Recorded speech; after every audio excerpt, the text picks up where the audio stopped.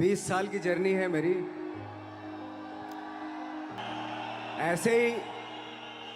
ऐसे जब 20 साल पहले मैं खड़ा हुआ था ऐसे किसी ऑफिस में जाके, तो मुझसे पूछा गया था कि क्या है। किसी डायरेक्टर के असिस्टेंट ने पूछा था क्या है। मैंने कहा एक्टर हैं। बोले दिखने से तो लगते नहीं हो एक्टर हो। तो क्या होता था कि इंडस्ट्री में हमेशा ये चलन था कि एक्टर हीरो जो होता है वो 6 फुट का होता है और गोरा होता है और लंबा चौड़ा बल्ले छल्ले होते हैं। मतलब हम तो बस ऐसे ही चले गए थे, ऐसा ऐसा ऐसा समझता था वो। और शिप्रा, मैं ये आपको यकीन दिलाना चाहता हूँ इस चीज़ का कि मेरे खुद के रिश्तेदारों ने भी, जब मैंने उनसे इच्छा जाहिर की कि मैं एक्टर बनना चाहता हूँ, तो उन्होंने भी मुझे डीमोरलाइज किया कि पहले शक्ल तो देख ले अपनी। क्योंकि 5 फुट का छोटा पतला दुबला सा आदमी, काला कलूटा, मुझे खुद को पता नहीं था कि इंडस्ट्री में मेरा क्या हाल होगा। बट एक जिद थी और हजारों लाखों, मतलब सालों साल से इंडस्ट्री में सिर्फ यही चलन था कि एक्टर तो, हीरो तो जो है ऐसा होता है। लेकिन सब ऑड सिचुएशंस के बावजूद भी गए। लेकिन एक चीज मेरे दिमाग में थी कि जो सब कर रहे हैं वो नहीं करना है, तो अलग क्या करूं, अलग क्या होना चाहिए। उसके लिए ट्रेनिंग की ज़रूरत थी, जो मैंने नेशनल स्कूल ऑफ ड्रामा में आके ट्रेनिंग ली। 3 साल मैंने एक्टिंग की पढ़ाई की वहाँ पे, और अपनी एक क्राफ्ट के बारे में समझा कि एक्चुअली इस पर्सनैलिटी में अगर मैं लोगों को इम्प्रेस करना चाहता हूँ, उसके लिए एजुकेशन की बहुत ज़रूरत है। या जो भी आप काम कर रहे हो उसमें क्राफ्ट, उसका एक्सपर्ट होना बहुत ज़रूरी होता है।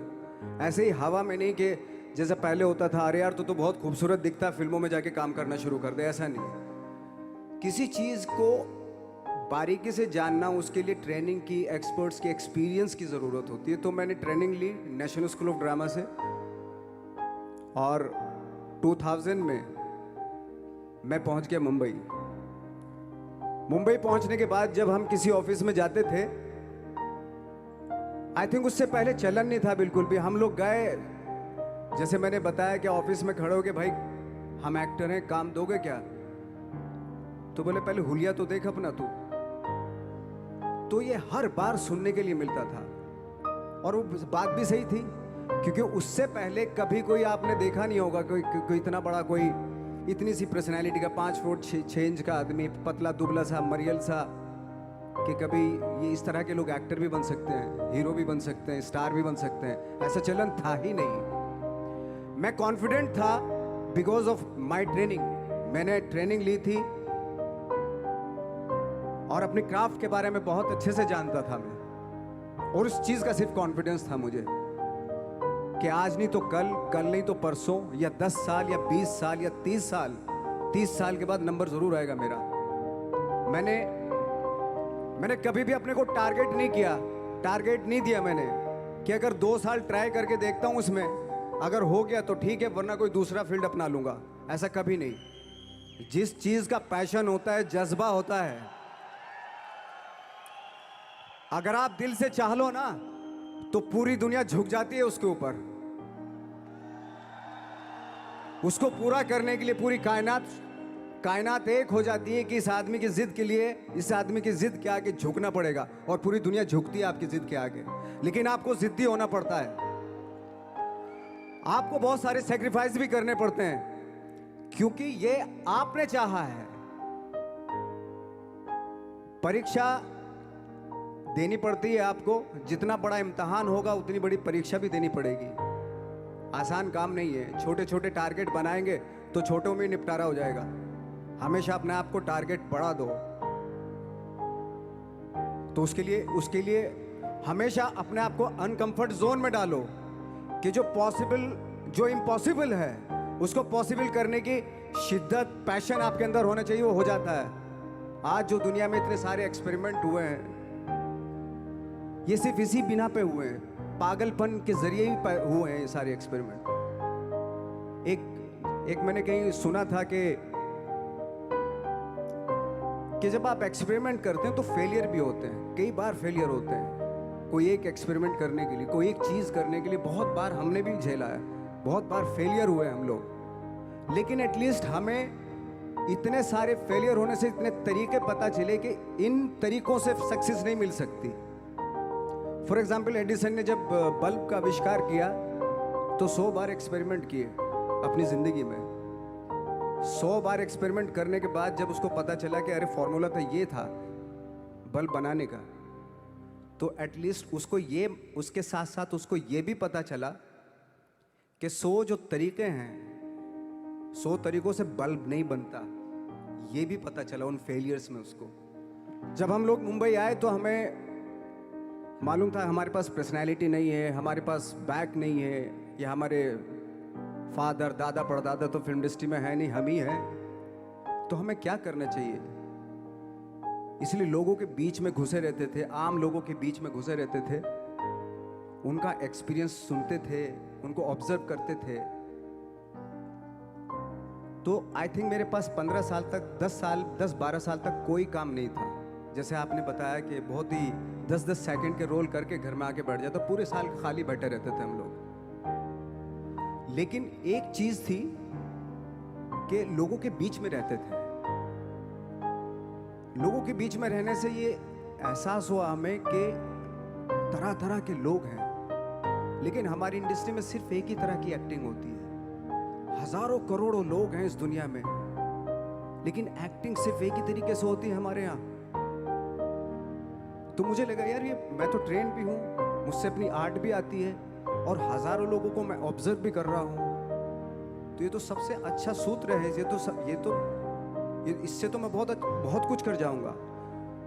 तो जब ये सूत्र पता चला मुझे कि अब मैं ये जो हजारों लोगों को मैंने ऑब्जर्व किया है, अब जब भी मुझे कोई रोल मिलेगा उन्हीं में से वो एक इंसान होगा। उसी में बड़ा साहब ठाकरे होंगे, उसी में मंटो होगा, उसी में गणेश गायतोंडे होगा, उसी में फैजल खान होगा, उसी में माजूमदार साहब होंगे। तो इस तरह के, ये कब हुआ? जब हमने लोगों को ऑब्जर्व करना शुरू किया, लोगों के बीच में रहे। मैं 15 साल के बाद जो मेरी लाइफ थी, जिसमें खाने तक को नहीं मिलता था, अब फॉर्चुनेट अपने आप को समझने लगा था कि थैंक गॉड कि मुझे ऐसे लोगों के बीच में मुझे रहने का मौका मिला। तो कभी भी, आई थिंक मुझे लगता है कि कभी भी जब आप स्ट्रगल कर रहे होते हैं ना, वो एक मौका होता है आपके पास, वो एक चांस होता है आपके पास कि कैसे उसमें आप अपना ऑब्जर्वेशन, एक्सपीरियंस, जब आपको काम मिलेगा वो उसमें लगाएंगे आप। तो मेरी लाइफ बहुत ही, आज जब मैं सोचता हूँ कि यार ये तो बहुत ही अच्छा हुआ, तो जो 15, 10, 12 साल मैंने बिना काम के गुजारे, जो लोगों के बीच में रहा था, मैं आज वो काम आ रहा है मेरे। जहाँ ज़रा सा कोई कैरेक्टर मिलता है तो आदमी इसलिए कनेक्ट करता है उनसे कि उनको लगता है कि यार ये तो मेरे पड़ोस का ही, आसपास का ही ये बंदा है। मैंने देखे हैं इस तरह के लोग। आई थिंक यही हमारी सबसे बड़ी जीत है as an actor. Of course struggle में बहुत सारी चीज़ें सेक्रीफाइस करनी पड़ती हैं, क्योंकि खुजली आपको हुई है, आप ही को मिटानी पड़ेगी। यू नो, आप जो आप हैं वो आपने बनना चाहा था, और अगर डिसअपॉइंटमेंट आ रहे हैं तो आप तो कंप्लेन भी नहीं कर सकते, क्योंकि आप ही ने चाहा था ये बनना।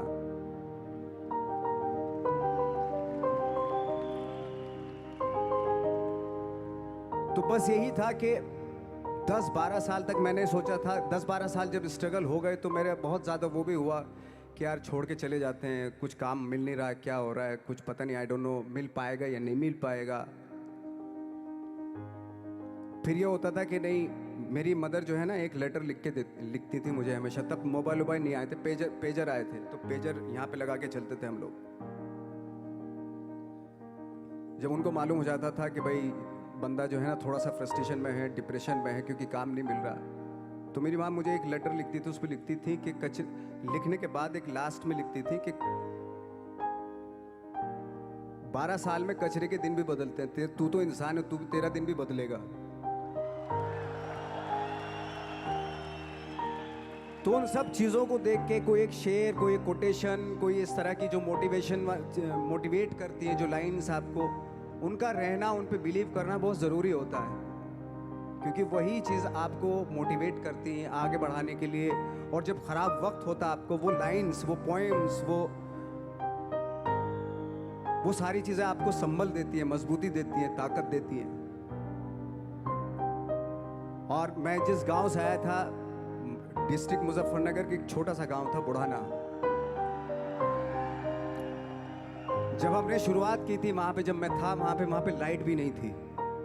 1 घंटे के लिए रात में कभी आ गई, या 1 महीने के बाद हल्का सा मुंह दिखा के चली गई। इस तरह की लाइट इस तरह होती थी। वही लैंप में पढ़ना स्टार्ट किया, लैंप। तो छोटे से गांव से आने के बावजूद फिर दिल्ली मतलब छोटा सा, उससे बड़ा शहर भी हमें भूख ऐसा लगता था पता नहीं क्या है, मतलब डर लगता था।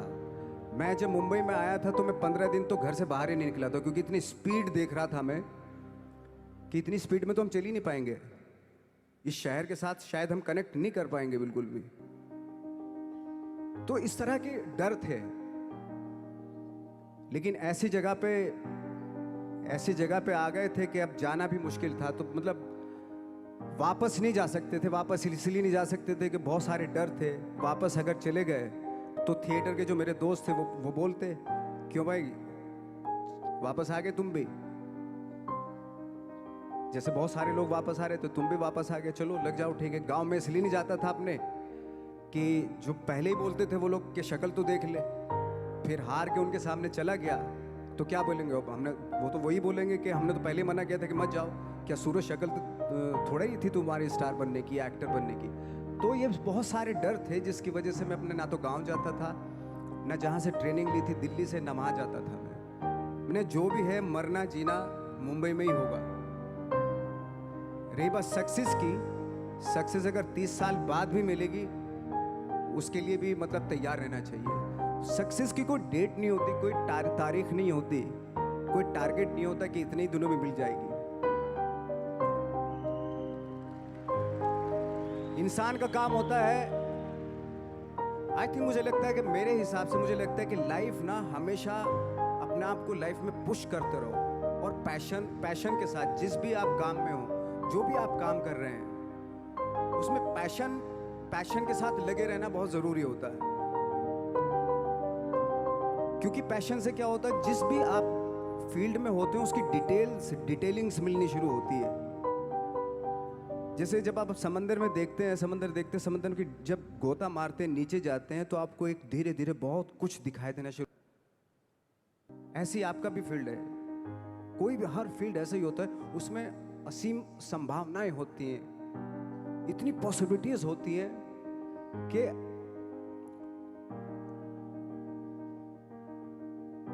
आई थिंक दुनिया का हर काम में इतनी पॉसिबल। सिर्फ अगर एक दर्जी है पैंट सीता है, 1000 तरीके के पैंट सी सकता है अगर वो चाहे तो। अगर उसने नहीं चाहा तो वो जो ट्रेंड चला रहा है वही सीता जाएगा।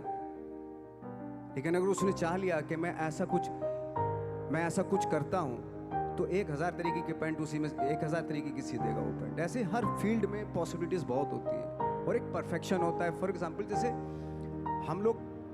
हम लोगों ने ट्रेनिंग इसलिए ली कि परफेक्शन आ जाए अपने काम में। जैसे एक मैंने एग्जाम्पल सुना था कि ये छोटी छोटी चीज़ें जो मैं बता रहा हूँ, ये चूंकि मैंने बचपन में सुनी थी, उन पे उन्हीं को अपनी लाइफ बना के आगे बढ़ा तो आज यहाँ पे हूँ। इसलिए वो छोटी छोटी चीज़ें बहुत काम आती हैं, उनको सुनना बहुत ज़रूरी होता है इंसान के लिए। बताते हैं कि एक बहुत बड़े पता नहीं ये सच है झूठ है, मुझे नहीं इतना ज़्यादा नहीं मालूम, बट कोई बहुत बड़े इंसान हुए, लेकिन वो पहले मौची थे, जूता सीते थे। लेकिन जूता जहाँ से सीते थे ना वहाँ से कभी फटता नहीं था। वो भले दूसरी जगह फट जाए लेकिन वहाँ से नहीं फटता था, क्योंकि उसका पैशन था जूता सीना। काम भले वो है वो, लेकिन उस काम में भी उनका पैशन है। तो इसी वजह से वो इतने पॉपुलर होते चले गए कि यार जूता फट गया लेकिन सिलवाना वहीं जाके है, क्योंकि वहाँ अगर उन्होंने सी दिया वहाँ पे जिंदगी भर वहाँ से जूता नहीं फटेगा। तो छोटी छोटी चीज़ों में ये जो परफेक्शन, पैशन, ये सारी चीज़ें होती है जो आपका आगे बढ़ाती हैं, बहुत आगे ले जाती है। लेकिन उसके वही है, कुछ चीज़ों का होना वाकई बहुत ज़रूरी होता है। फिर एक्सपीरियंस आपका, आपकी नॉलेज। जैसे मेरा मानना है कि मैं कभी, मैं आई एम सॉरी टू से, बट मेरा खुद का मानना है कि मैं लक पे बिलीव नहीं करता हूँ। मेरे सामने आज तक मेरे सामने लकीली कोई चीज़ नहीं हुई कि मैं लकीली यहाँ तक पहुँच गया। आज जो आप प्रोमो देख रहे थे, जो क्लिपिंग्स देख रहे थे मेरी, मैं लकीली नहीं पहुँचा हूँ यहाँ पे। मैंने उसके लिए मेहनत की है, मैंने उसके लिए नॉलेज इकट्ठी की है, मैंने उसके लिए ट्रेनिंग ली है। अगर लक पे डिपेंड करता ना मैं, तो अपने एक रूम में रहता, देखते हैं यार लक जब होगा तो हो जाएगा, ऐसा थोड़ा ना होता है। बाला साहब ठाकरे का जब मैंने रोल किया तो वो लकीली नहीं हो गया। उसके लिए 1 महीना में पहले हारमोनियम पे बैठा मैं कि बाला साहब कहाँ से बोलते हैं, उनका सुर क्या है, उनका टेक्सचर क्या है, उनकी वॉइस का, उनकी वॉक कैसे है, वो चलते कैसे हैं, उनका वेट किस चीज़ पर ज़्यादा डिपेंड करता है। हर आदमी का जो वेट होता है, किसी का थाइस पे होता है, किसी का फुट पे होता है, किसी का बट पे होता है वेट, किसी का कमर पे होता है। हर आदमी का एक वेट शिफ्ट करने का एक अलग तरीका होता है। तो हम लोग इतनी डिटेल में जाते थे कि बाड़ा साहब किन चीज़ों पे वेट कर रख के चलते हैं, ऐसे चलते हैं, कोई या तो ऐसे चलते हैं या ऐसे चलते हैं, ये इस तरह की बहुत सारी डिटेल होती हैं। जब आप जाते हैं तो बहुत सारी चीज़ें पता चलते हैं। मेरे सामने इतने चैलेंज थे जब मैं बाड़ा साहब का रोल कर रहा था, तो वो मिमिक्री भी नहीं होनी चाहिए, कॉपी भी ना हो। जैसे अमूमन अक्सर होता है जब हमारे यहाँ बायोग्राफी की जाती है तो हम कॉपी कर देते हैं उसकी। कॉपी करना मतलब अगर हम किसी की कॉपी कर रहे हैं या मिमिक्री कर रहे हैं तो वो वीकनेस समझी जाती है कि आप वीक एक्टर हो। और ये बात मुझे बहुत पहले समझ में आ गई थी जब मैं ट्रेनिंग ले रहा था। मैं ट्रेनिंग के फ़ायदे बता रहा हूँ आपको। जब मैं ट्रेनिंग ले रहा था ये हमें तभी समझ में आ गया था। और प्रिपरेशन के वक्त, बाला साहब की प्रिपरेशन के टाइम पे, कि मैंने इसकी मिमिक्री नहीं होनी, बाला साहब की मिमिक्री नहीं होनी चाहिए, ना कॉपी होनी चाहिए, और लगना भी चाहिए कि बाला साहब ठाकरे हैं।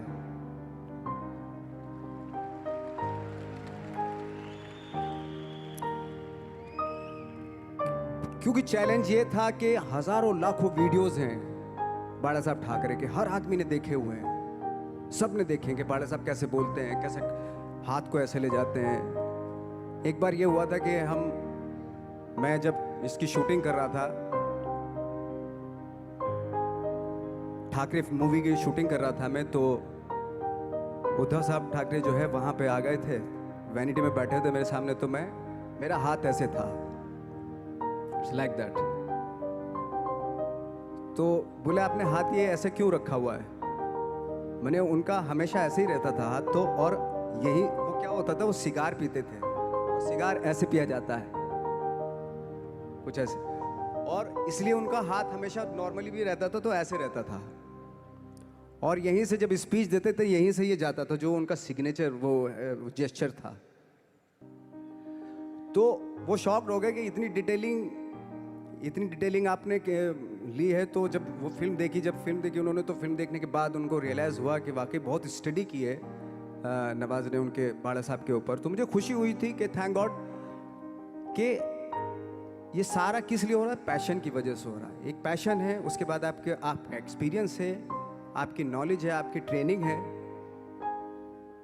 उससे ये सारी चीज़ें निकलती हैं।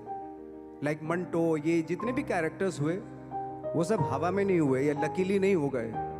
उनके लिए बाकायदा बहुत छोटी छोटी मेहनत की, छोटी छोटी डिटेल इकट्ठी की गई, स्कोर बनाया उसका, उन डिटेल्स का, तब जाके वो कैरेक्टर जो आप देखते हैं वो एक अलग इंसान दिखता है। वो मैंने कभी भी हीरोइज्म या इन सब चीज़ों पे बिलीव नहीं किया।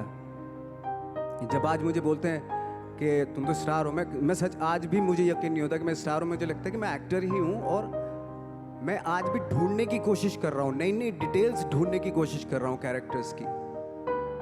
स्टार्स का क्या होता है कि जब स्टार होता है एक जैसा होता है और 30-40 साल तक एक जैसा करता चला जाता है वो। मुझे वो नहीं बनना। अगर मैं ये करूं तो शायद दूसरे दिन ही बोर हो जाऊंगा मैं।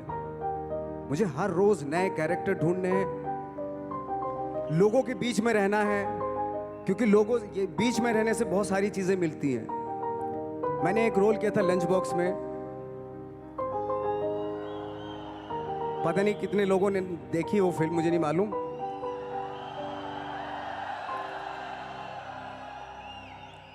उसका कोइंसिडेंट ऐसा हुआ कि मेरा जो दोस्त था, जो मेरे रूम पार्टनर स्ट्रगल के टाइम पे मेरे साथ रहता था,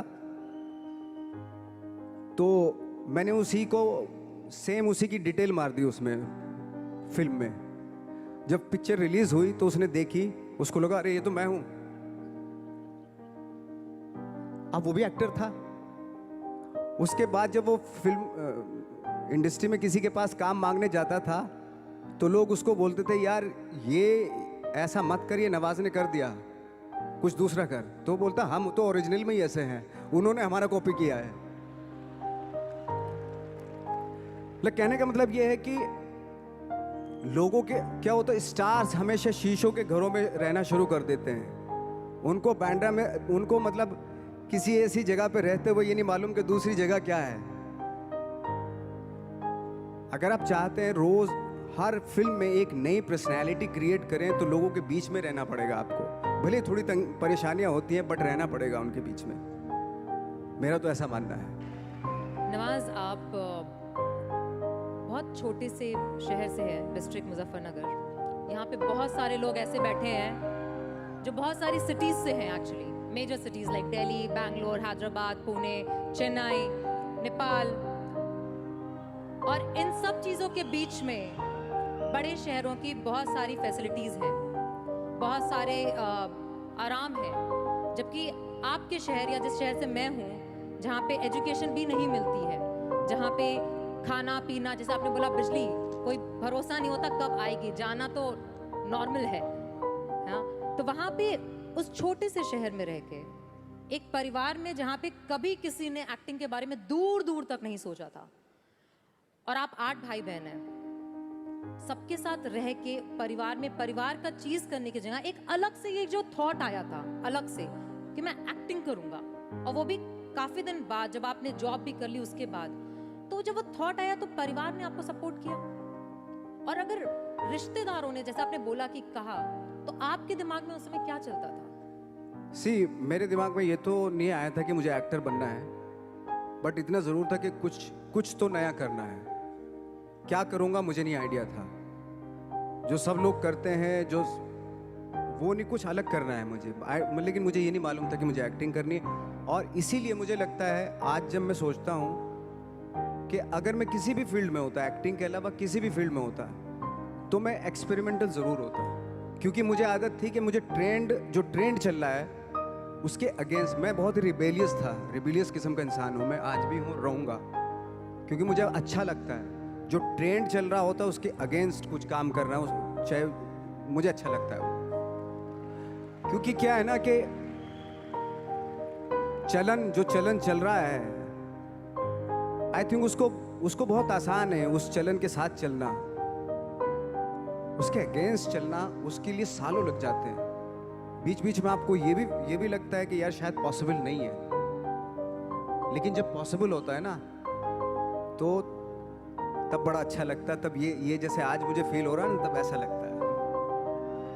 यहाँ पे जितने लोग भी बैठे हैं और इंक्लूडिंग मुझे, हमने भी ऐसा कुछ शुरू किया है या हम भी ऐसा कुछ कर रहे हैं जो ट्रेडिशनल नहीं है, जो बहुत अलग है, और जिसके लिए बहुत लोग बोलते हैं कि पता नहीं होगा कि नहीं होगा, कर पाएंगे कि नहीं कर पाएंगे, या तुम कर रहे हो करके दिखाओ, तुम कर लिए तो देखते हैं।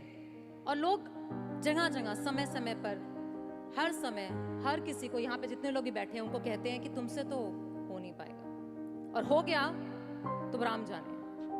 तो जब हमें ये कैसे हुआ, ये कैसे हुआ, फिर पूछते हैं कैसे हुआ, हाँ ये कैसे हुआ फिर भी सुन लेंगे, बट साथ में अगर आके करने को करो ना तो हिम्मत नहीं होगी। तो आपने जब शुरू किया और आपने जब करना शुरू किया, और आज आपके वो दोस्त जिन्होंने आपको बोला, या जो रिश्तेदार आपको बोलते थे कि तुझसे नहीं हो पाएगा, वो आज क्या कहते हैं? जैसे मैंने बताया कि मुझे कदम कदम पे ये बोला गया, जैसे रिश्तेदार मेरे सबसे पहले तो रिलेटिव्स ही बोलते हैं आपके, बोले भाई ये जो करने जा रहा है तू, ये तेरे बस का नहीं है, तू देख ले अपना। बस का नहीं है ये। और जब हो जाता है तो ऑफ कोर्स यही कि हमने तो बोला था, अब पता नहीं कब बोला था, मुझे भी नहीं पता कब बोला था उसने कि हमने तो बोला था हो जाएगा।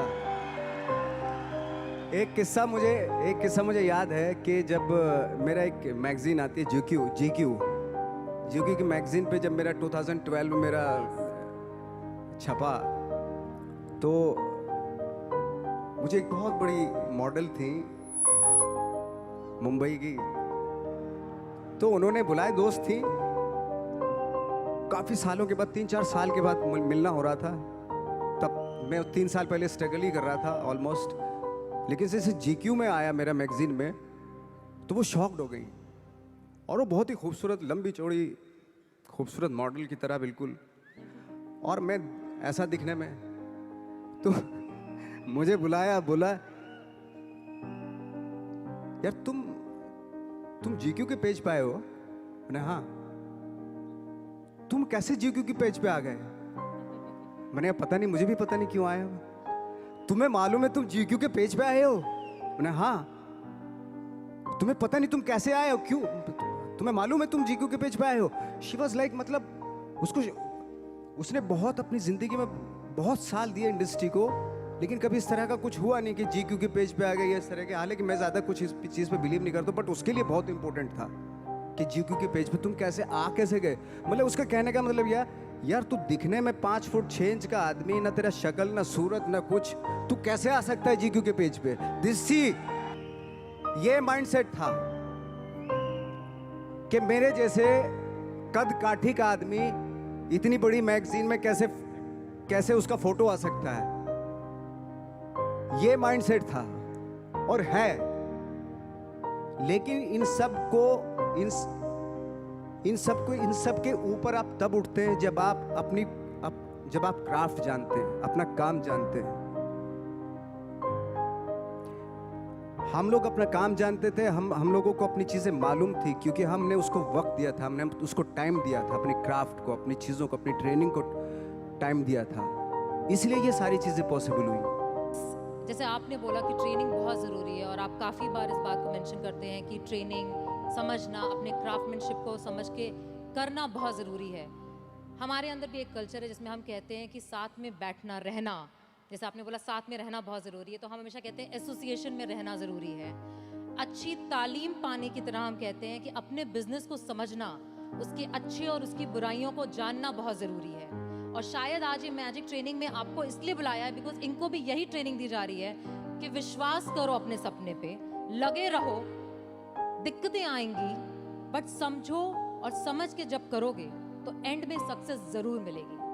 इस पूरी जर्नी में आपके, जब आपको कभी भी ऐसा फील नहीं हुआ कि बहुत हो गया, सफलता नहीं मिल रही है, लोग आगे पीछे, शायद कोई आगे बढ़ रहा था, जैसे आपने बताया कि आप पहले ऐसे माहौल में रहते थे जहाँ पे लोगों को एक्टिंग के लिए मिल जाते थे और आपको नहीं मिल रहा था, तो कभी छोड़ने का दिल नहीं किया आपको कि छोड़ देता हूँ, कुछ और कर लेता हूँ? और लोगों ने बोला होगा ज़रूर, छोड़ दो, कुछ और कर लो, क्योंकि यहाँ पे बैठे हुए बहुत सारे लोगों को ये बोला जाता है कि बहुत आसान है छोड़ना, छोड़ दो, नौकरी तो है, करते रहो, बिजनेस क्यों करना है? इसके लिए आप क्या कहना चाहेंगे? आई थिंक सबसे आसान काम है, जैसे आपने बताया, नौकरी करना तो सबसे आसान काम है, लेकिन खुद से क्रिएट करना कोई चीज़, वो वाकई बहुत डिफिकल्ट है।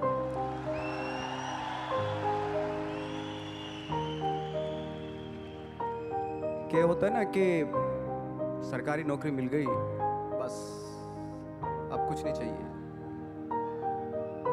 पूरी जिंदगी गुजार देते हैं, क्योंकि मिलता रहेगा, वो सो हटाएंगे तो नहीं, आपको मिलता रहेगा, सरकारी पैसा आता रहेगा आपके पास। लेकिन खुद से जब करते हैं ना, तो उसको करते हुए बहुत दिक्कतें आएंगी, डेफिनेटली बहुत दिक्कतें आएंगी, क्योंकि खुद का कुछ क्रिएट कर रहे हैं आप, और क्रिएशन में हमेशा प्रॉब्लम आती है, वो आसानी से नहीं हो जाता, कोई भी क्रिएट चीज़ आसानी से नहीं हो जाती। आसपास मुझे लगता है कि मोटिवेट करने वाले लोग होने चाहिए, आपके दोस्त ऐसे होने चाहिए जो आपको मोटिवेट करें, आपकी बातें सुने, ऐसे लोगों के बीच में रहिए जो आपको हर वक्त आपकी बातें सुने, आप चाह क्या रहे हो, क्या सोचते हो आप, उसकी रिस्पेक्ट करें। और सारे जो ग्रुप जो होता है वो उसकी थॉट को रेस्पेक्ट करके उसको एग्जीक्यूट करें, यू नो, वो बहुत ज़रूरी होता है। तो आई थिंक जैसे हमारे यहाँ भी होता है कि बहुत सारे टैलेंटेड एक्टर होते थे। जब हम दिल्ली से मुंबई की तरफ आते हैं तो बहुत सारे जत्था का जत्था 15-20 एक्टर्स आते थे, तो बीच बीच में गायब होने लगते थे वो। पता नहीं कहाँ, कोई कहीं चला गया, कोई कहीं चला गया, किसी ने छोड़ दिया, किसी ने दुकान कर ली, है ना, किसी ने कुछ कर लिया, ऐसे चले जाते थे। मैंने कहा वो एक्टर कहाँ गया, वो तो चला गया। क्यों? एक काम नहीं मिल रहा था यार। अच्छा वो तो यही है मुंबई, वो क्या कर रहा है? बोले कुछ नहीं कर रहा है, ऐसे ही। तो पता है ऐसा क्यों होता था? कुछ एक्टर थे जिनका सर्किल बहुत करेक्ट होता था, और कुछ एक्टर थे जिनका सर्किल जो है ना बहुत ही गंदा सर्किल था, डिप्रेस करने वाला, है ना, ऑलरेडी फ्रस्ट्रेटेड थे वो लोग, इस तरह का सर्किल था। तो हमेशा ना मुझे लगता है कि अवेयर रहना चाहिए कि मैं किन लोगों के बीच में रहता हूं, वो बहुत जरूरी है। क्योंकि क्या होता है कि अगर आप डिप्रेस फ्रस्ट्रेटेड लोगों के बीच में रहोगे ना, तो आप भले एनर्जेटिक हो, टैलेंटेड हो, लेकिन 5-7 साल रहने के बाद आप भी वैसे ही हो जाएंगे, क्योंकि वो एनर्जी आपकी सक कर रहे हैं, आपको दे नहीं रहे कुछ भी, एनर्जी आपकी ले रहे हैं वो। तो बहुत सारे एक्टरों से जब मैं मिलता था, वो बिल्कुल ही गिव अप कर दिया था उन्होंने। फनी यार ऐसे क्यों दिखाई दे रहे हो ऐसे, और उनके थॉट भी बदल जाते हैं, पता है, वो सारी कंप्रोमाइज वाले, अरे यार जो भी है ठीक है, थोड़ा मोड़ा छोटा पोटा दिलवा दो जो भी। मैंने कहा यार तू तो बहुत टैलेंटेड था, तू इस बात पे आगे कि छोटा मोटा कुछ भी वो दिलवा दो, यानी कि कंप्रोमाइज कर लिया ना उसने लाइफ से अपनी। तो आई थिंक वो बहुत ज़रूरी होता है कि आप किन लोगों के बीच में रहते हो, क्योंकि एनर्जी जो होती है ना वो एक्सचेंज होती है, एनर्जी टकराती है एक दूसरे से। 2 पॉजिटिव लोगों को यहाँ पे खड़ा कर दो, आपको पता चल जाएगी, वो एनर्जी मालूम हो जाएगी। या 10 लोगों में 3 नेगेटिव एनर्जी खड़ा कर दो यहाँ पे, तो वो 3 जो नेगेटिव एनर्जी वाले होते हैं ना, वो 7 लोगों की एनर्जी ऐसे खींच लेते हैं। ये है, फैक्ट है ये बात। एनर्जी तो सर्वाइव करती है ना, ट्रेवल करती है एनर्जी। तो हमेशा मुझे लगता है कि ऐसे लोगों के बीच में रहो जो पॉजिटिव हो, जिनके थॉट बहुत अच्छे हों, जो नया कुछ करने की सोच में हमेशा रहते हो, जो कुछ क्रिएट करने की धुन में रहते हो।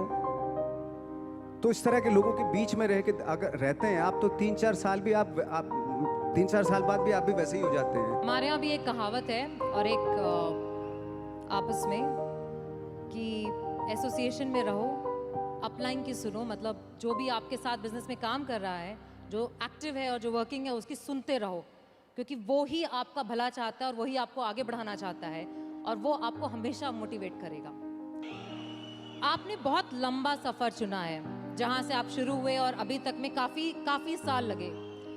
अब जब सफलता आपके पास आ रही है और आपके पास बहुत आ रही है, तो कभी ऐसा दिमाग में नहीं आता कि रिटायर हो जाऊं, कब तक करूंगा, करते रहना है? क्योंकि यहाँ पे बैठे हुए बहुत सारे लोगों के दिमाग में यह आता है कि मेहनत करना शुरू किया, एक थॉट होता है कि एक सक्सेस मिल जाए, जैसे आपको भी लगता होगा शुरू में कि एक पिक्चर मिल जाए, एक शॉट हो जाए, 10 हो जाए या 50 हो जाए, उसके बाद मैं रिटायर हो जाऊंगा, मैंने कमा लिया। बट हर इंडस्ट्री में हम लोग एक रखते हैं कि यहाँ पे रिटायर होना है। आपके हिसाब से इंडस्ट्री छोड़ के, बट आपके हिसाब से आपको क्या लगता है नवाज कि आप कब रिटायर होना चाहेंगे? देखिए, रिटायर की तो बात की बात है, खैर रिटायर एक्टर तो रिटायर नहीं होता है ना, जो स्टार होते हैं वो रिटायर हो जाते हैं, वो तब तक होता है उनका जब तक ये होता है, उनका करियर तब तक होता है।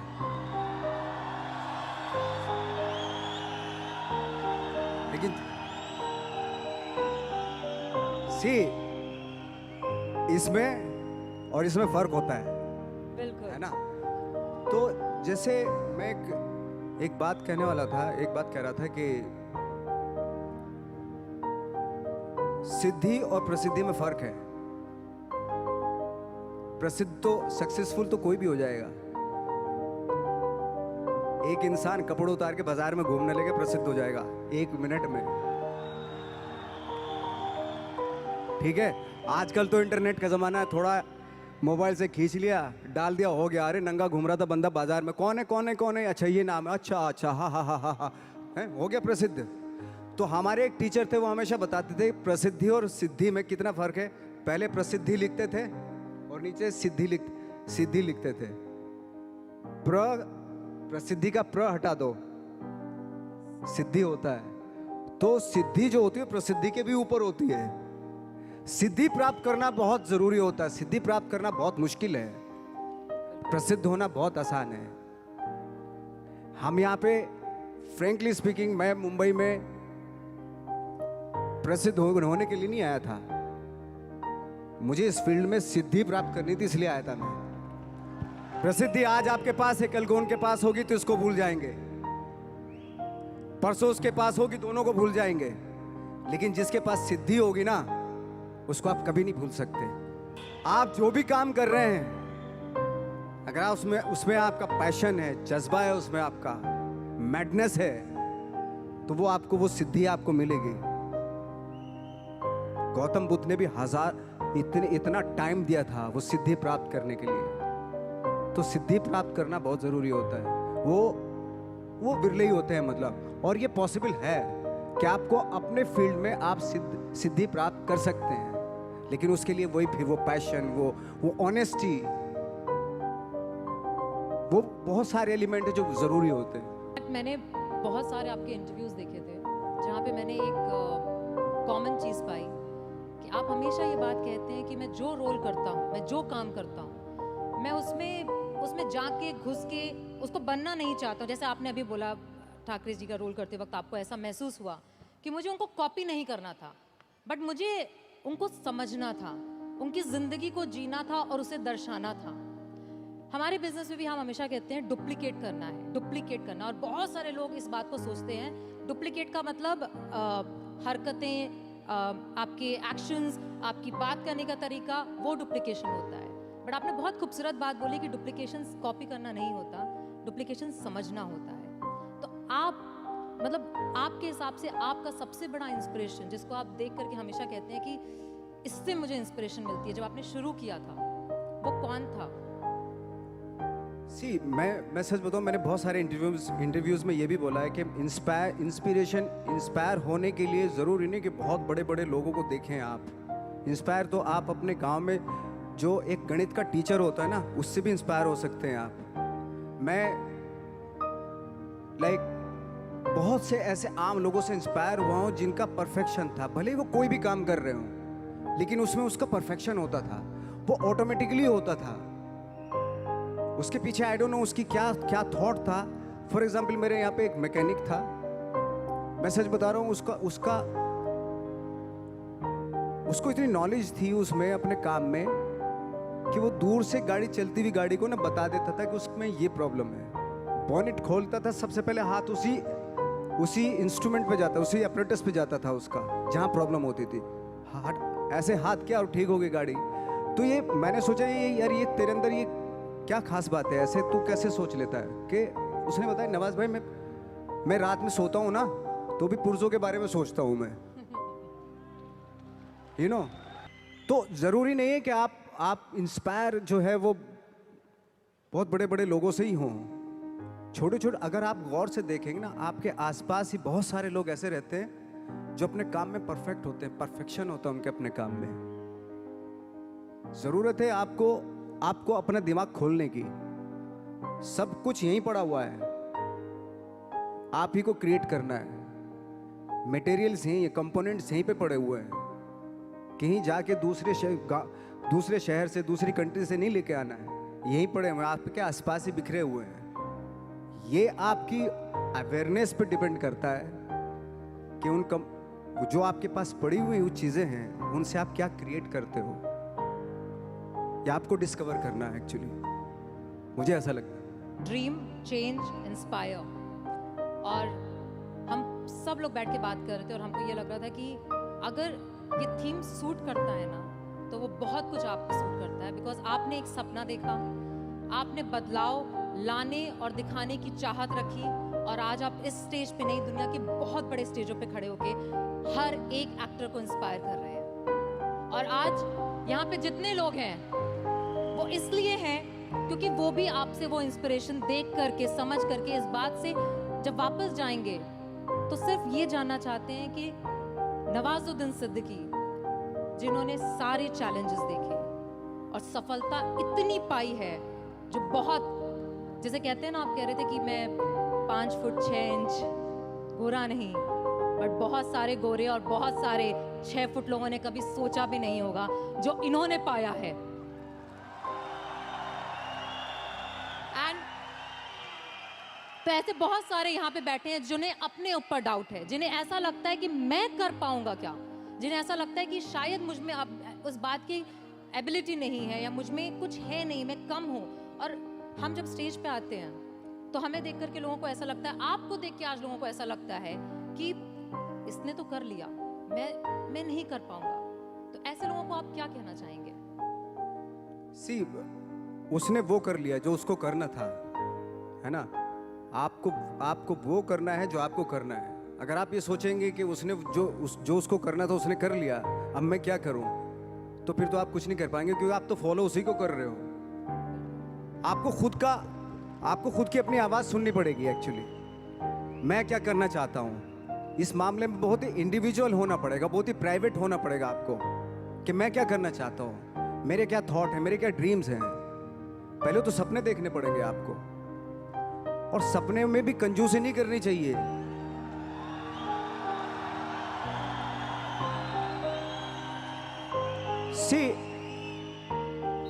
सपने, कभी कभी आप सपने देखते हैं, ऐसा लगता है कि यार ये तो पॉसिबल नहीं है, लेकिन पता है जो सपने देखते हैं वो पॉसिबल हैं, वो एग्जीक्यूट हो सकते हैं।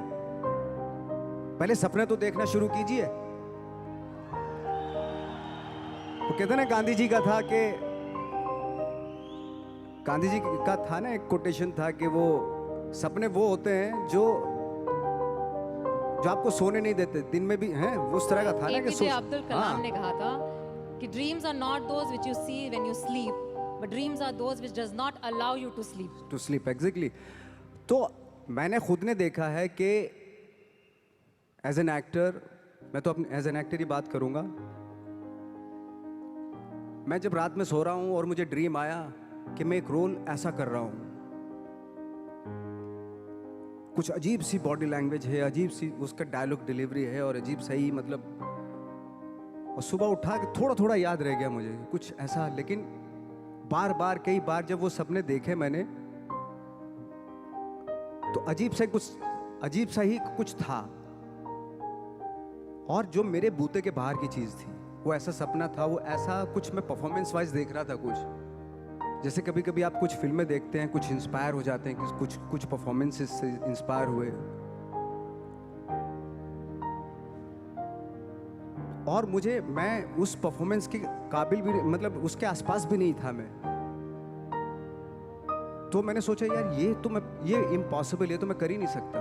और जब मैं उठ के करना शुरू किया, मैंने जो मैंने सपना देखा था वो एग्जीक्यूट करने की कोशिश की, तो बहुत ही भोंडापन सा हो रहा था उसमें, बहुत ही अजीब सा लग रहा था। मैं खुद ही घबरा गया अपने आप से, मैं क्या कर रहा हूँ। बट यू नो, बार बार उसी चीज को, जो मैंने सपना देखा था, उसी को बार बार एग्जीक्यूट करने की कोशिश करता रहा। बाद में after long time I realized कि मैं उसके जैसा करने लगा हूँ, मतलब जो मैंने सपना देखा था, यू नो। कभी कभी आपने देखा होगा, ये भी एक सपना ही था यार, मैं उड़ जाता हूँ चलो आज, है ना, सपना, ये फैंटेसी थी। कभी सोचा होगा कि किसी ने, कोई सोच भी नहीं सकता था, वो भी एक सपना ही था ना। आज लोग चले जाते हैं ना, एक दूसरी कंट्री से उड़ के चले जाते हैं, ये भी सपना ही था, किसी का सपना ही रहा। ये सारे सपने थे एक्चुअली, जो आज एग्जीक्यूट हो रहे हैं, कुछ सालों के बाद एग्जीक्यूट हो रहे हैं, हजारों सालों के बाद एग्जीक्यूट होते होते चले गए। तो सपना देखना जरूरी है, और एब्सर्ड सा सपना देखना और भी जरूरी होता है। सपना कैसा भी देखना जरूरी होता है। क्यों? क्योंकि उसमें पॉसिबिलिटी होती है। जितना एब्सर्ड सा, अजीब सा सपना देखेंगे, आई थिंक उस पे जब आप फोकस करेंगे ना, तो आई थिंक वो बहुत खूबसूरत चीज होती है। वो साधारण सपना देख लिया तो ठीक है, सो के तो कोई भी देख लेता है साधारण सपना। मैं कहता हूँ असाधारण सपना देखना देखना चाहिए, क्योंकि सपना, असाधारण सपना वो तभी आएगा जब आप असाधारण सोच के होंगे। आपकी एक बहुत बहुत बहुत बहुत मतलब कितने बहुत लगाऊं शायद कम होगा मेरे हिसाब से, एक सीरीज है, एक्चुअली नाम भी बोलने की जरूरत नहीं है, सेक्रेड गेम्स। नेटफ्लिक्स पे इस समय सबसे ज्यादा वॉच सीरीज में से है। अब मुझे पता है कि मैं I was travelling at that time, और मुझे जब सीजन 2 रिलीज हुआ ना तो इतना वेट कर रही थी कि कंट्रोल नहीं हुआ। मैंने सारे डाउनलोड करके फ्लाइट में पूरी फ्लाइट में बैठ के कंटिन्यूअस देखा। और पूरी सीरीज में मैंने सिर्फ एक चीज, ये मेरा ऑब्जर्वेशन है, मेरा थॉट प्रोसेस है, देखा कि आपने बहुत शिद्दत से काम किया। चाहे उस कैरेक्टर में इतने ट्विस्ट थे, इतने ट्विस्ट, आपने हर चीज को जब किया। हमारे बिजनेस में हम कहते हैं कि बहुत कुछ ना जब लाइफ में हमको आता है और हमें करना पड़ता है ना, तो कई बार हम बहुत कंफ्यूज हो जाते हैं। हम समझ में आता है कि इतनी सारी चीजें एक साथ कैसे करेंगे। एक कैरेक्टर को जब आप करते हैं एज एन एक्टर, और आपको इतने मॉड्यूलेशन करने पड़ते हैं, जैसे हमें बिजनेस में एसोसिएशन करनी पड़ती है, प्रॉस्पेक्टिंग करनी पड़ती है, क्लोजिंग करनी पड़ती है, लाइन अप करना पड़ता है, बहुत कुछ करना पड़ता है। तो आपको कभी थकावट नहीं फील होती? आपको नहीं लगता कि यार मतलब मैं नवाज कहाँ चला गया, मैं एक्टर हो गया? थकावट उस काम से होती है जिसका शौक आपको नहीं होता। मुझे 365 दिन अब मैं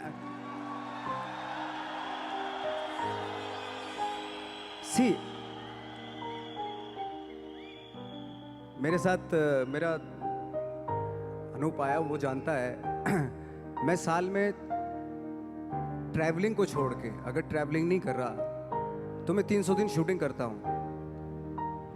बाकी जो 65 डेज है ना वो ट्रैवलिंग के होते हैं। अगर ट्रैवलिंग के भी ना हो ना, मैं 365 डेज जो है ना शूटिंग ही करता रहूँ। मुझे इतना शौक है एक्चुअली। मेरा ये एक मैडनेस है मेरे पास है, और थैंक गॉड मुझे उसमें बहुत सारे लोग बोलते हैं, मेरी प्रॉब्लम भी होती है एक्चुअली कि यार क्या है, अब तो सिर्फ यही करते रहते हो, यही कुछ थोड़ा सा बाहर जाओ, घूमो फिरो, है ना, ऐसा होता है, बहुत सारे लोग बोलते हैं। तो मुझे लगता है यार ये मैंने तो यही चाहा था ना, यही पैशन था ना मेरा, और यही मौका मिल रहा है, मुझे करने का मौका मिल रहा है, तो इससे मैं बोर कैसे हो सकता हूँ? अगर 365 डेज मुझे काम, पूरे 12 के 12 महीने आप यही करवाते रहे, तो इसी का तो शौक है मुझे। ये छोड़ के मैं कहीं और जा ही नहीं सकता एक्चुअली। अगर किसी को मुझे सजा देनी है तो मुझे एक्टिंग करवाना बंद करवा दे, तो मैं खुद ही ऐसे ही मतलब ख़त्म हो जाऊंगा। तो मेरा शौक है ये, और वो शौक जो है ना, वो आपका जो शौक होता है जब वो पैशन बन जाता है ना, तो वो आपकी लाइफ हो जाती है। तो आपकी लाइफ ना, जो ना तो किसी सक्सेस की मोहताज होती है। अगर आज मुझे फिल्मों में काम मिलना बंद हो गया तो मैं थिएटर करना शुरू कर दूंगा। वो बंद हो गया, मैं 2 लोगों को ले जाके यहाँ पे एक नाटक कर दूंगा, स्ट्रीट प्लेस करना शुरू कर दूंगा, क्योंकि वो मेरा पैशन है। मैं मोहताज नहीं हूं कैमरे का, है ना। मैं 2 लोगों को, 10 लोगों को लेके यहीं पे कुछ इम्प्रोवाइज करना शुरू कर दूंगा, यहीं कुछ एक नाटक बना लूंगा और सबको इनवाइट कर लूंगा, आ जाओ भाई हमने एक प्ले किया, आ जाओ देखो ना कुछ पैसे तो दे के जाएंगे ना आप, भले 1-1 रुपया दे के जाएं। तो हम लोग जो है बहुत सारी चीज़ों के मोहताज नहीं है। अगर छोड़ भी देंगे ना तब भी हम अपना, कहते हैं ना कि वो एक होता है कि एक किसी को आप रेगिस्तान में भी छोड़ दो, वो बिजनेस, एक कौम होती है जो बिजनेस करती है, बिजनेसमैन, ओके, अगर उनको रेगिस्तान में भी छोड़ दो कि वहां पे भी बिजनेस कर लेंगे वो। बिल्कुल, मुझे लगता क्योंकि उनकी रग रग में होता है वो, उनके ब्लड में होता है वो। जो भी आप काम करें वो काम आपके बाकी ब्लड में होना बहुत जरूरी है, उसके लिए मैडनेस होना बहुत जरूरी है। आई थिंक यहाँ बैठे 10,000 लोगों के दिल में भी कुछ मैडनेस है।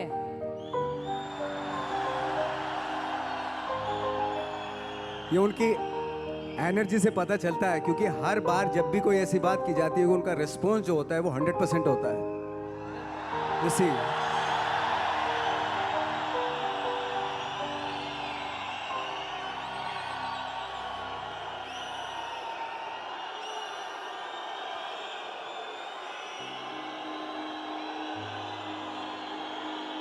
It's really wonderful energy, I'm telling you.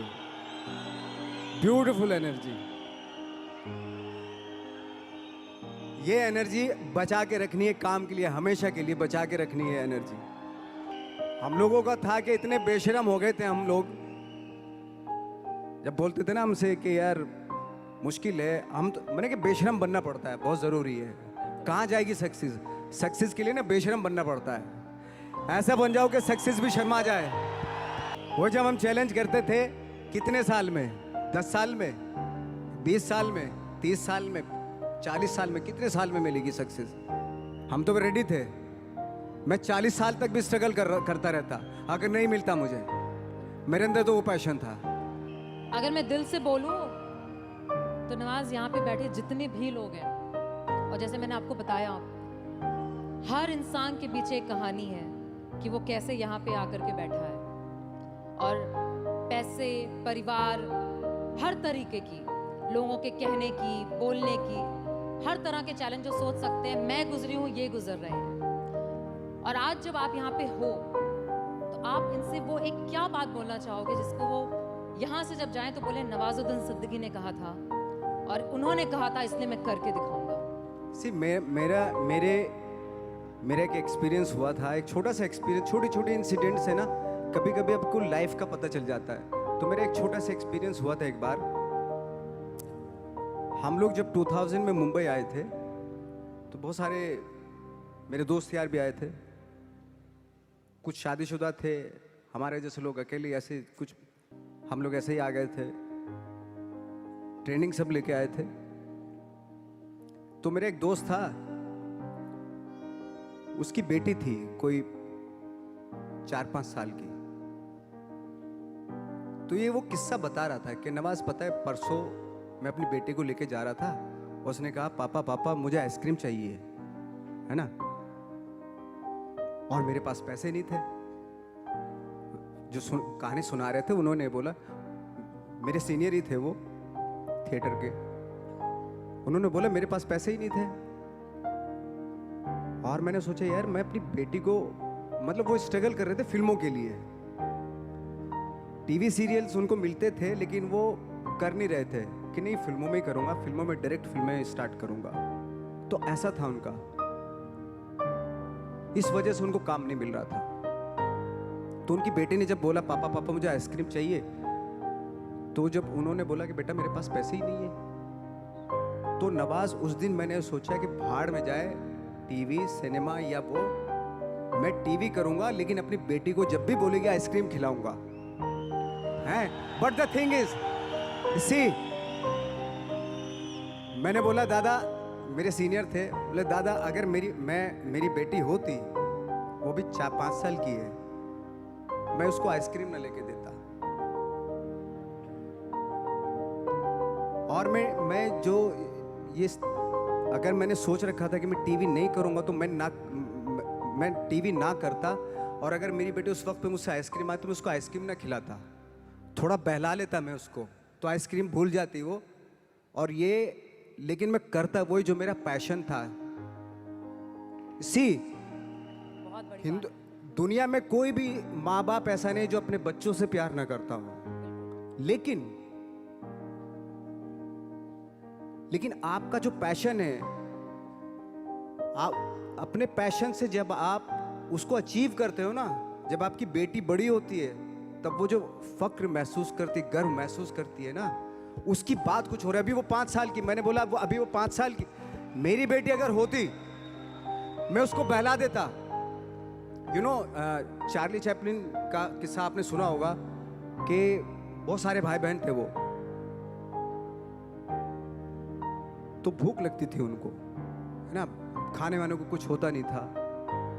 तो उनकी जो मदर क्या करती थी, जब भूख लगती तो बच्चे माँ के पास आते थे, मामा भूख लगी है वो सब। तो उनकी मदर क्या करती थी, उनकी मम्मा क्या करती थी, जो विंडो थी उनमें सबको एंगेज कर लेती थी। वो देख सामने जो आ रहा है, देख कैसे चल रहा है, वो कैसे बात कर रहा है, वो देख हा हा हा हा हा, कैसे देख कैसे गिर गया, वो केले के छिल पे फिसल गया, वो सबको दिखाती थी। उसमें पूरा दिन बीत जाता, लोगों बच्चे जो थे भूल जाते थे खाना खाया कि नहीं आज। तो मुझे लगता है कि शायद वहीं से जन्म लिया था चार्ली चैपलिन ने।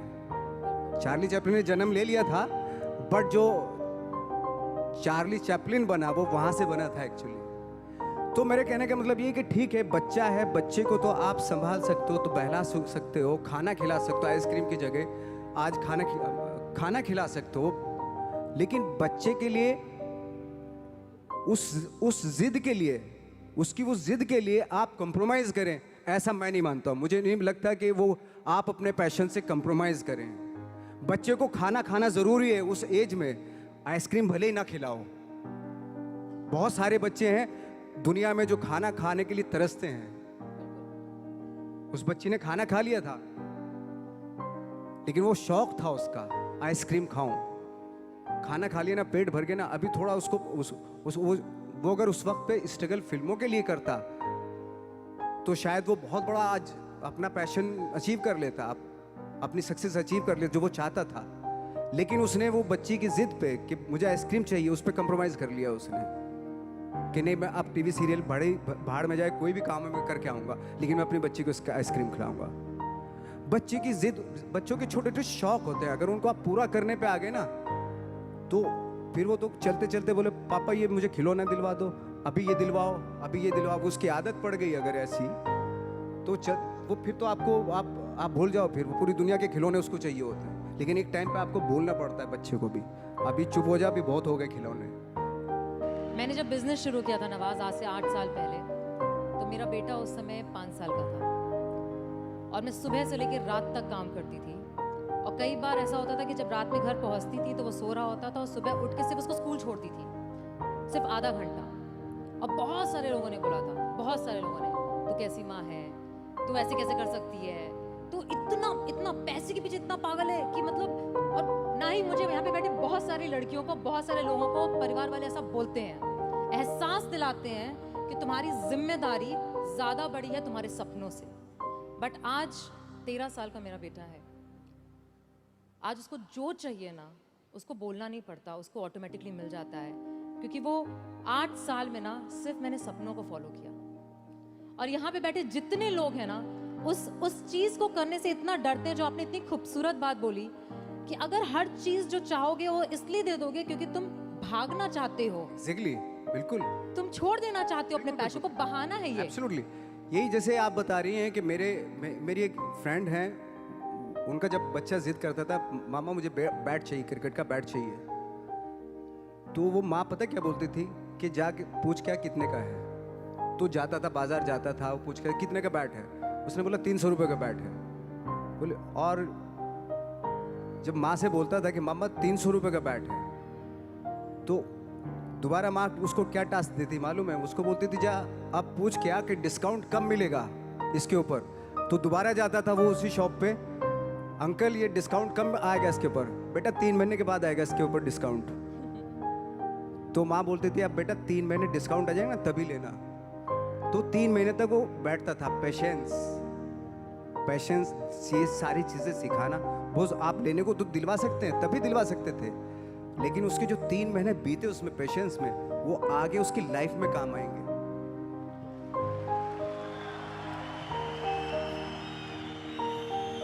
वो कहते हैं ना कि सक्सेस जब मिल जाती है और बहुत पैसा आ जाता है आपके पास, तो अपने बच्चों के शौक पूरे करने लगते हैं आप।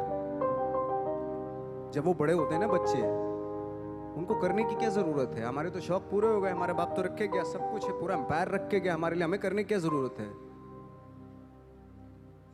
तो उस तरह के हो जाते हैं वो बच्चे। जब तक उनको एहसास कराना बहुत जरूरी है कि इसलिए आपने देखा होगा कि बहुत सारे हमारे यहाँ स्टार हैं, तो उनके जो बच्चे हैं उनको बना बनाए सारी चीज़ें मिल जाती है। कभी कभार ऐसा भी होता है, एक आध एग्जाम्पल बता रहा हूँ मैं जनरली नहीं बता रहा हूँ। आजकल तो खैर माँ बाप जो है बहुत समझदार हो गए हैं, वो अपने बच्चों को, चाहे वो स्टार हो चाहे आप हो हम हो, कि अपने बच्चों को कैसे पालना है, तो वो बहुत समझ से पालते हैं आज की डेट में। जैसे बहुत बड़े स्टार थे हॉलीवुड के, तो उनका बेटा बहुत बिगड़ा हुआ था, शायद बहुत सारे लोग नाम भी जानते होंगे, बहुत बिगड़ेल बच्चा था। तो कई बार उसने कुछ गाड़ियां भी बड़ी रैश चलाता था ऐसे, और एक बार जेल में चला गया वो। तो जब वापस आया तो बोले पापा आपने मुझे मतलब मेरी बेल नहीं करवाई। तो पापा ने बोला कि यार ऐसा है, और उसने जो सारी प्रॉपर्टी है अपनी ट्रस्ट के नाम कर दी, जो स्टार था उसने। तो उसने बोला कि ना तो आपने मेरी बेल करवाई और सारी प्रॉपर्टी जो है आपने ट्रस्ट के नाम कर दी, मैं आपका बच्चा नहीं हूं क्या? तो उसने बोला कि अगर तेरे को मैंने नाम दिया है, अगर तू काबिल होगा ना इसी नाम से सब कुछ कर लेगा। अगर मैं सोच के तुझे पैसा दूंगा क्योंकि तू काबिल नहीं है, मैं जितना भी पैसा तुझे दूंगा ना वो भी बर्बाद कर देगा। तो अगर काबिल होगा तो अब खुद ही क्रिएट कर लेगा सारी चीजें। प्यार की भी कहते हैं ना कि इंतहा होती है, तो बहुत जरूरी रिस्पॉन्सिबिलिटी, जैसा भी आपने बोला, जिम्मेदारी बहुत जरूरी होती है। प्यार में अगर बच्चा बह गया, या प्यार में जब बह जाते हैं तो बह जाते हैं, फिर बह ही जाते हैं, यू नो ऐसा होता है। हमारे यहाँ जितने लोग यहाँ पे बैठे हैं ना नवाज, वो एक टर्म हम यूज करते हैं, अपलाइन डाउनलाइन। जो ऊपर वाला है वो अपलाइन है, जो नीचे वाला है वो डाउनलाइन है। और सारे डाउनलाइन माँ बाप की तरह समझते हैं अपलाइन को। और जितनी आपने बातें बोली वो सारी कुछ यहाँ पे उसी तरीके से ही लागू होती है कि लोगों को ऐसा लगता है कि आप तो सक्सेसफुल हो तो हमको तो दे दो, कर दो, हेल्प कर दो, एक डीआर कर दो, कुछ नीचे डाल दो, जेनोलॉजी बढ़ा दो, मेरे प्लान्स कर दो। बट माँ बाप जो हम लोग हैं वो हर बार कहते हैं खुद करो, खुद सीखो, खुद समझो, खुद गिरो, खुद उठो। और जितने लोग यहाँ बैठे हैं वो बहुत बार गिर चुके हैं और हर बार उनको ये भी पता है कि गिरते हैं तो माँ बाप हमेशा होते हैं उठाने के लिए, बट गिरना जरूरी है। गिरना जरूर, बिल्कुल बिल्कुल गिरना जरूरी है। कहते हैं ना कि फील्ड में रहोगे तो छक्का लगता है। क्रिकेट के हिसाब से देखें, पवेलियन में बैठ के थोड़ा ना छक्का लगता है, फील्ड में रह के छक्का लगता है। आपने एक बहुत ही खूबसूरत मूवी में काम किया था, जो वन ऑफ माय मतलब जिन्होंने बिजनेस में मुझे पाला पोसा बड़ा किया है, उनकी फेवरेट है द माउंटेन मैन। माझी द माउंटेन माझी। हाँ, एंड उन्होंने हमेशा उस कहानी को बहुत बहुत सुनाया है हम सबको। और उसमें आपका एक डायलॉग है। हाँ, उसमें डायलॉग मैं बता देता हूँ आपको, लेकिन यहाँ पे कुछ और लागू होता है। जैसे उसमें है, जब तक तोड़ेंगे नहीं तब तक छोड़ेंगे नहीं।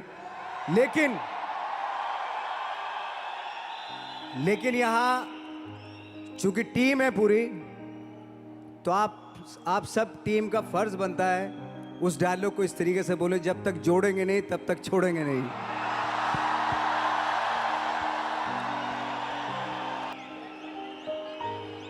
तोड़ने से पहाड़ टूटता है, फिल्म में ये था, लेकिन आपके जुड़ने से पहाड़ बनता है, ये सच है।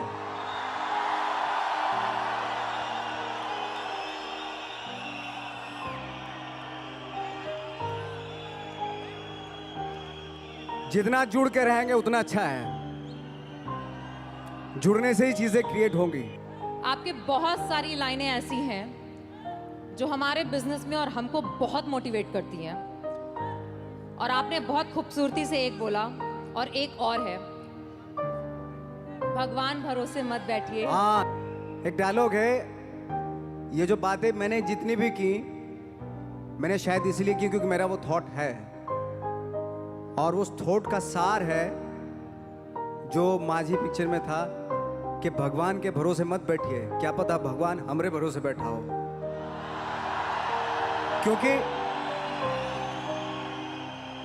क्योंकि भगवान भी वेट करता है। भगवान वेट करता है, ये खड़ा होके कुछ करेगा तो मैं इसका साथ दूंगा। घर में लेटे लेटे रूम में भगवान भी साथ नहीं देता उसका। जब आप पक्का इरादा करते हैं और घर से निकलते हैं, सोचते हैं वाकई कुछ करना है, तभी भगवान साथ देता है। जो घर में घुसे रहते हैं उनका भगवान कभी साथ नहीं देता।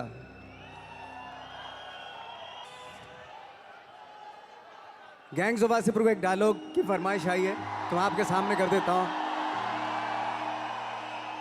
हालांकि वो डायलॉग पता नहीं, आई डोंट नो क्यों लोगों को बड़ा अच्छा लगता है, मुझे कभी भी उसमें मज़ा नहीं आया फ्रेंकली स्पीकिंग। लेकिन मैं सुनाता हूँ। बाप का, दादा का, भाई का, सबका बदला लेगा रे तेरा Faizal. Thank you very much. Thank you so much कि मुझे ऐसी एनर्जी के बीच मुझे लाके खड़ा किया। ट्रस्ट मी, रियली आप लोगों ने रियली मुझे बहुत ही स्पेशल फील करा दिया। इसके लिए बहुत बहुत धन्यवाद। Thank you so much. ऐसे ही ये एनर्जी बनी रहे, ऐसे शाइन करते रहें आप, और उसी एनर्जी के साथ आगे जो सपने देखे हैं वो पूरा होते रहें आपके। लेकिन वो तभी पॉसिबल होगा जब आप सब मिलके आप अपने सपनों को पूरा करेंगे। Thank you so much.